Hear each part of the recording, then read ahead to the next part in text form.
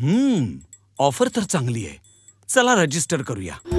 Sir, आमच्या agency सोबत register केल्याबद्दल धन्यवाद. आम्ही तुमचा CV पाहिलाय आणि वर्क फ्रॉम होम करण्यासाठी तुम्ही निवडले गेलायत. तुम्ही तुमच्या पॅन कार्डचा तपशील द्या. तुम्हाला कंपनीच्या पॉलिसीनुसार फक्त काही फॉर्म भरायचे आहेत आणि काही कागदपत्रांवर सही करायची आहे.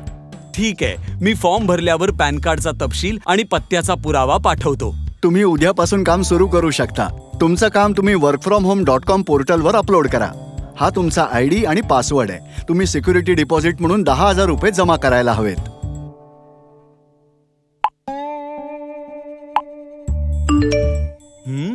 हो हो, आमच्या लक्षात आलंय की तुम्ही तुमचं काम नीट करत नाही. जॉब्समध्ये चुका आहेत ज्या स्वीकारार्ह नाहीत आणि त्यासाठी करारानुसार तुम्हाला 1,00,000 रुपये दंड भरावा लागेल.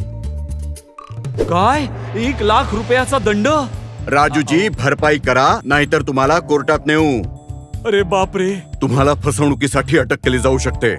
ओ नो, मी फसवला गेलो. मी करार नीट वाचायला हवा होता आणि ऑनलाईन अनोळखी लोकांवर विश्वास ठेवायला नको होता. सतर्क रहा. नकली जॉब साइट्स पासून दूर रहा. काय करावे? शॉर्ट URL व अनोळखी स्रोतांकडून गुगल फॉर्म्सवर विनंती केलेल्या माहितीवर विश्वास ठेवू नका. ईमेल्स, SMS आणि पोर्टलमधील व्याकरण व शुद्धलेखन तपासून घ्या. वैयक्तिक माहिती विचारणाऱ्या लिंक्स किंवा फॉर्म्स पासून सावध रहा. ऑफर किंवा व्यक्तीची सत्यता पाहण्यासाठी नेहमी ईमेलचे हेडर पहा. जवळच्या सायबर क्राईम पोलीस स्टेशन आणि national cyber crime reporting portal cybercrime.gov.in वर घटनेची माहिती द्या. काय करू नये? ईमेलद्वारे अनोळखी लोकांना संवेदनशील, वैयक्तिक किंवा प्रोप्रायटरी माहिती, आधार किंवा पॅन कार्ड कधीही पाठवू नका.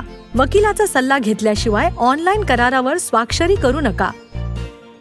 जॉब मिळवण्यासाठी कधीही पैसे देऊ नका. खऱ्या फर्म्स कधीही डिपॉझिट मागत नाहीत.